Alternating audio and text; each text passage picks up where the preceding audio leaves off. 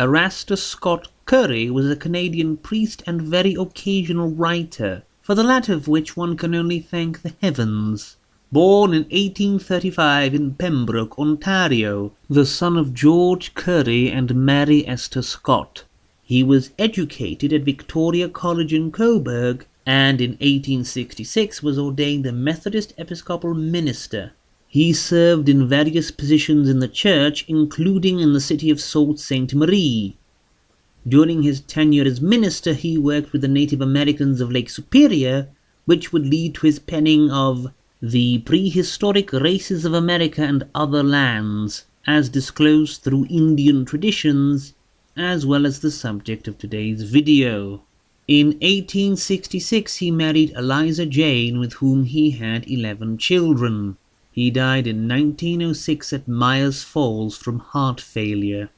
His 1899 The Nodin, Romance, History and Science of Prehistoric Races of America and Other Lands, seems to have been the first published work by Curry. The book promises a story of an ancient world flood, but with flying ships instead of wooden arks, but instead it's an immensely dragged-out exercise in tedium. There is no story, as there is no conflict. Any predicament any of the focal characters get themselves into is resolved almost immediately, with no one ever as much as losing a hair, because, they are good, God-fearing people. Whether they are saved by their extremely underutilized powers of magnetism, which seem to follow the Stardusty super wizard school of thought, namely a force that can do pretty much anything except attract objects magnetically, or through their telepathy, or just through impossible good luck, any attempt at conflict in the story is halted pretty much instantly. Pirates are invading your country? Have them immediately captured behind siege walls. A hostile army is invading your nation?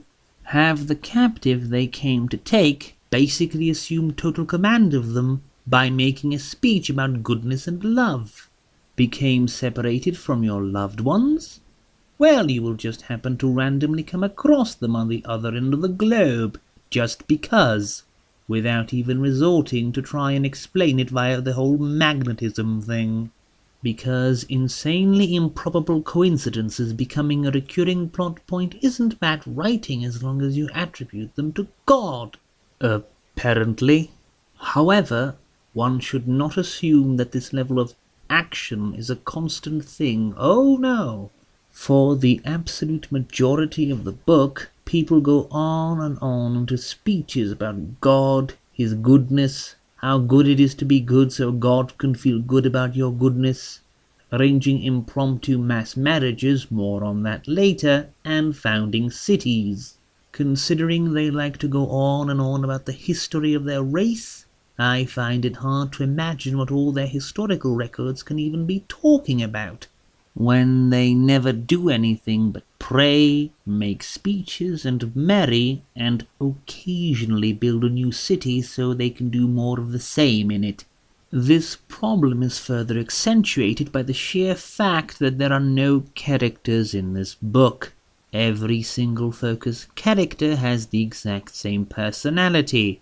That is, being good, being happy about being good, and liking to talk to other good people about the goodness of being good. Everyone in this book is so alike that the book is chock full of people doing the same actions all at once, be it randomly being able to go to song or rhyme to describe what is currently occurring without rehearsal, or falling in love. Because in this book, any two people of the opposite sex who look at one another and aren't already hitched will instantly fall in love and remain in love forever. There are scenes upon scenes of 4, 6, 10 people not even having spoken a word to each other and just having seen each other for a split second before instantly committing to each other for life. And this becomes even more tedious because the author likes to do this a lot, and he has ample opportunity since there are a million different characters, many with long and tedious names to remember, who have not one shred of individuality to them, not even as far as having a favorite color, but we are supposed to care about couple number 27, and sadly that is not even a remotely hyperbolic number, being separated for one chapter, and how they feel sad about it when next chapter they reunite by complete chance. And we're still not done, because now we have to talk about the rhyming. Oh, the ever-present rhyming. The author will just randomly have either his characters in universe, or a wide and anonymous gathering of people, or sometimes angels, who exist apparently but only appear once in the entire thing early on, and then are completely forgotten, or just himself apparently, go into rhyming or singing songs.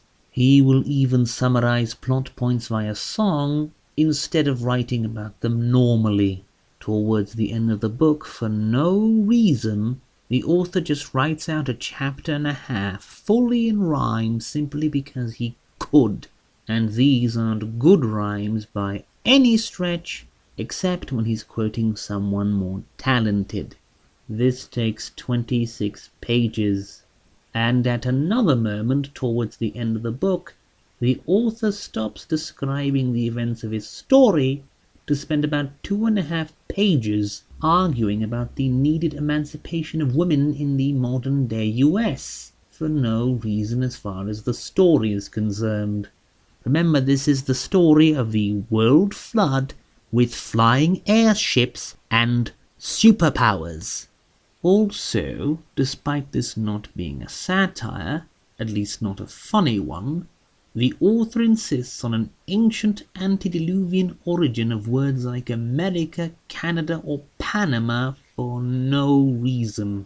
And he gives some of his characters the names of mythological figures like Odin, or has places named Asgard, and again there doesn't seem to be a reason for it beyond window dressing. The book doesn't really qualify for its subtitle of a romance in the 19th to 20th century meaning, as it's mostly a collection of didactic moralizing sermons on the evils of commerce and competition, with an occasional mention of half a dozen soulless people meeting for the first time and instantly falling in love. In hindsight, the author taking time out of the introduction to be sarcastic about those who find issue with self-published books should have been a clear giveaway, as this was indeed self-published. Is anyone really surprised?